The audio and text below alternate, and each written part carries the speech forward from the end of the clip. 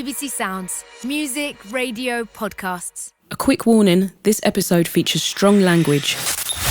Drum and bass is everywhere. The fast-beating heart of your workouts, the pure release of your nights out. And it's still breaking new ground. This is the story of how it rose and rose.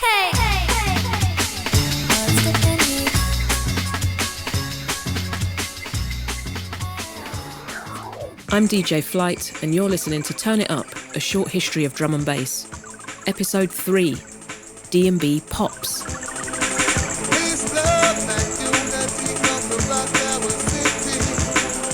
It's the mid-90s, and up to now, jungle D&B has mostly been an underground thing, celebrated in dark, sweaty nightclubs. The mainstream press coverage in the UK had dismissed, racialised, and tried to shut down the movement. When you can't see the angles no more, you're in trouble. There had, of course, always been a wealth of pirate stations booming the music, but they sometimes came with their own politics and drama. MC Navigator went through a rough patch after Ragga Jungle was almost written off. I'd left Kool FM under very hard circumstances, a lot of bad stigma floating around. I had to go back and go and do a 9-to-5 job. I went from doing 6-7 bookings a weekend to 0. I felt disenchanted. And to get the call, we used to come and do an audition for Radio 1. I was like, wow. One in the Jungle Showcase on 97 to 99 FM in stereo.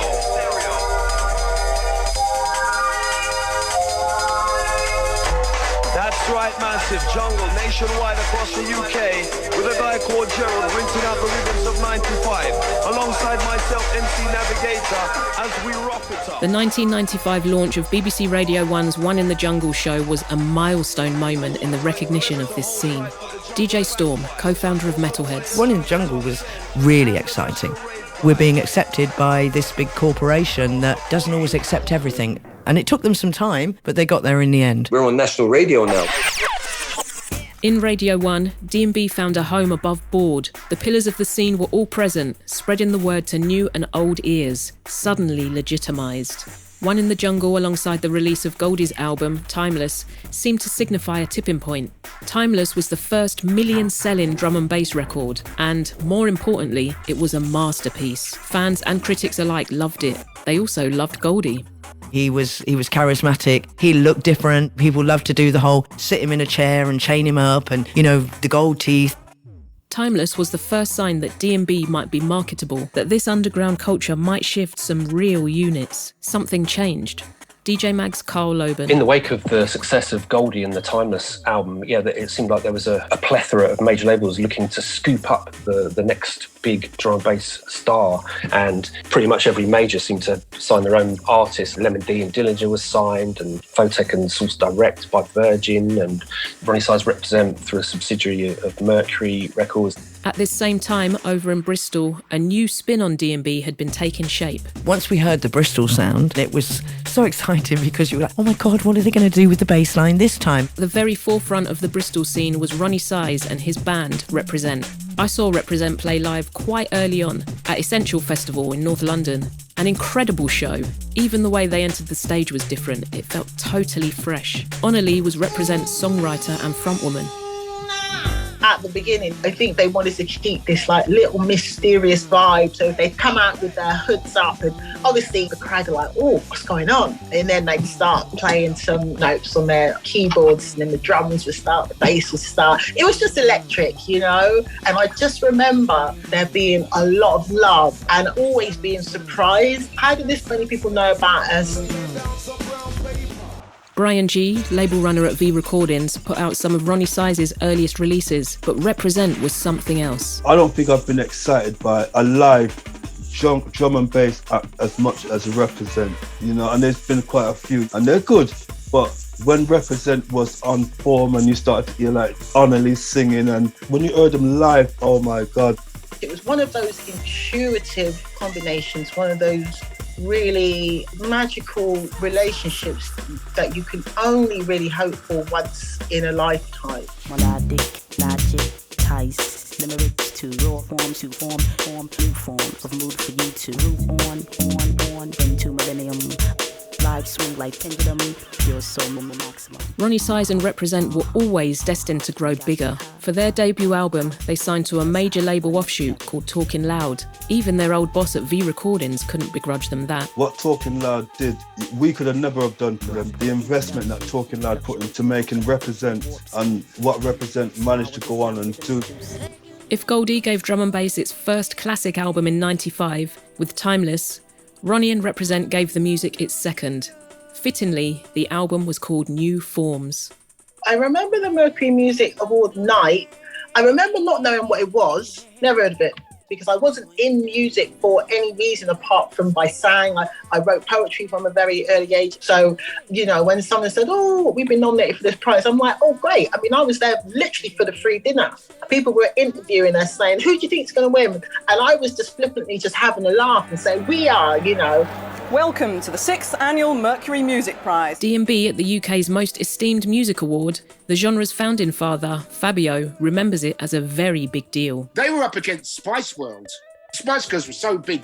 But I think the category at that time was one of the most difficult in the history of the Mercury Music Award because there were some great albums. I'd like to see Beth Orton win it. I guess the winner will have R at the start of the name, probably Ronnie Size. I'm thinking it'll be Radiohead, but the time for speculation is over because now we join Chairman of the Judges Simon Frith down in the Great Room where he's about to announce the winner of this year's Mercury Music Prize. Apologies if I'm rather hoarse, we've been arguing for rather a long time. And at the end of the argument, we came down to 2 records. We do think that Radiohead's OK Computer is a classic record. In the end, we were agreed that the winner of the 1997 Mercury Music Prize is Ronnie Size with Represent. And I was just cheering in the front room. I was so happy for them because they fully deserved it as well. Million-selling records, prestigious awards, international tours. All of this demonstrated that this genre was legitimate. After One in the Jungle's 2-season run came to an end in '97, the Radio 1 mantle was handed over to Fabio and Grooverider for a new D&B show in early '98. We had carte blanche to do what we wanted, and we moved from doing 4 till 6 to doing 10 till 12, which was prime time. It was a massive part of our lives. I don't know about you, but I love that beat. Yeah, that's a bad tune, man. Actually really got it together on that one, trust me. Got all the elements right on that. It's a nice tune, man. As I said before, free form and a tune entitled Space. Fabio and Grooverider's role at this time was crucial. They brought drum and bass to a whole new generation. The whole scene felt the benefit of this new legitimacy. It was a blessing for many people, including Manchester legend MC DRS. Everything changed when he linked up with LTJ Bookham, whose own star had quickly ascended. I literally went from MCing a club with 50 people in to like being a resident at Cream overnight. The first thing I ever did was an American tour, so he was like, oh, do you want to be an MC? Yeah. Oh, you got a passport? Yeah. Oh, we're going on a month tour like next week. V Recordings Brian G. America was getting excited about drum and bass, and we even managed to get a deal in America with a company called Ultra Music.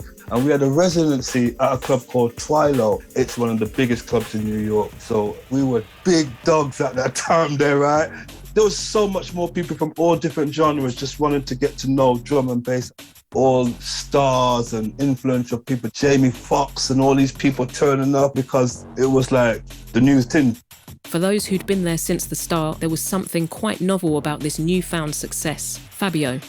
We went from this, we are struggling to buy 3-4 records to weddings where man's turning up driving Ferraris. Fotek got married, and I remember in the car park, there was a Lamborghini, 2 Ferraris, a Rolls Royce, and they were all owned by my mates. You know, a Porsche Carrera. And I was just thinking, these are all my mates' cars. It was mind-blowing. That was a moment where I sat down and thought, we've made it. We've actually come from like nothing. Me and Groove having to buy a Ford Capri for 90 quid and saving up and giving out our own flyers to everyone rocking up in Ferraris. The thing about those fancy cars, though, they came at a cost. In Chalice, because this was record company money, a lot of it. And they kind of bought the scene out. Looking back, the saddest thing about that was it's been happening since the 60s. They were kind of like, we don't get it, but it's cool, so we're going to buy it. But you can't look back, apart from maybe Goldie, and say that it worked with any of the artists, because None of them made classics when they were signed. It was like they were signed to do remixes for all their failing pop artists. With all that money flying about, it wasn't just the music that suffered. The relationships at the heart of D&B became strained too. MC DRS's collaboration with LTJ Bukem was to be fruitful, but short-lived.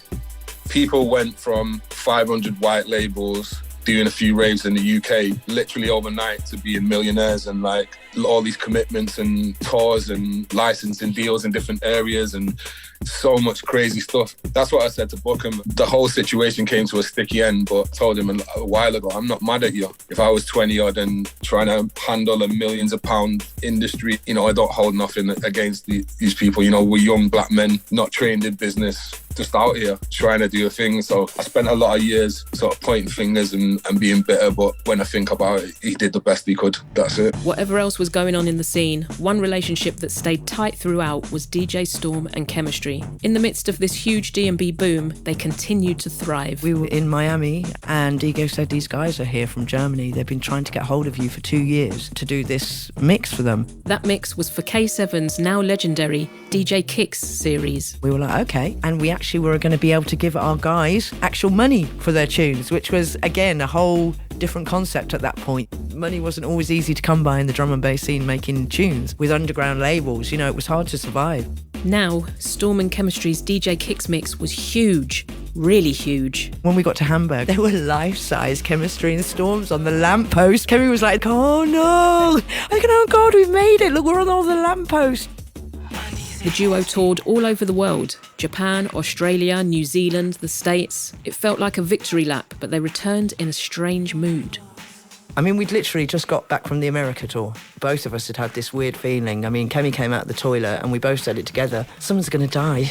And it was really odd. And Goldie was doing this mad kind of snowboarding. They were dropping him out of a helicopter onto these kind of really mad pistes. So we thought, oh my God, we hope Goldie is okay. Coming home on the plane, I was sick nearly all the way home to the point that Kemi got annoyed with me because I had to keep coming out. She didn't like flying. In the end, I sat at the back of the plane. And I think it's the first row me and Kemi ever had when we came off the plane. And she was like, well, I'm getting in the cab and you'll just have to go on your own. I said, okay, fine. And we both stomped off.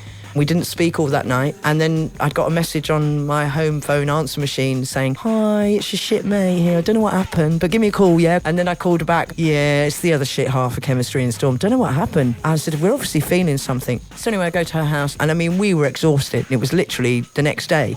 But we knew these guys in Southampton had been trying to book us for 2 years and, you know, Chemistry and Storm were always going to turn up. Cancelling a show was never on the cards for Storm and Chemistry. We were talking on the way down there. Kemi said, I'm still feeling someone's going to die. And I was saying, yeah, me too. We heard that Goldie was okay. Another successful gig with appreciative ravers done. Chemistry and Storm began the drive home. We're behind this van and it makes a little bit of a mistake going off the motorway and coming. And we're laughing because, oh, look at the mad van. Do you know what I mean? You always see mad van drivers. I said, I better move out. And then obviously I saw something out of the corner of my eye. And the next minute I realised Kemi's head's down now and she's covered in glass. I realise now she's not talking. People can say whatever they want about this, whether I've created in my mind. I felt her go and I saw her like a film, like Ghost or something, look back at herself and she just went, yeah, I'm not into that. And the car door opened and it closed all on its own. And that's not a word of a lie. Her pulse was gone then. And then the ambulance turned up. So they tried to do something, but I kind of knew at that point that she was gone. It was April 25th, 1999. It felt incomprehensible that Chemistry had gone. News of her death brought the whole scene together in grief. Doc Scott. When I got that call, that call was, it was the first time I'd been gut punched like that. I'd never experienced that ultimate sadness, man. Do you know what I mean? Because of all the people to leave too early, she was like the sweetest, nicest person. Carl Loban. Loved by everybody, really, and just the most beautiful soul, and it was really tragic. I still feel the loss of Chemistry all these years later.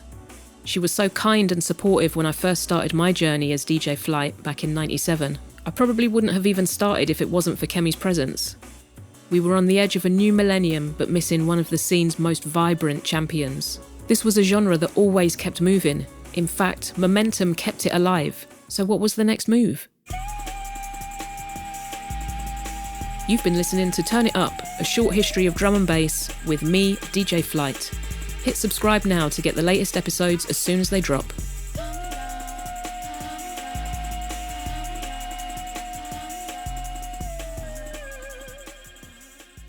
Whether you're feeling the bass line or getting ready for bedtime, feeling full of attitude or embracing gratitude, when you want to turn up the loudspeakers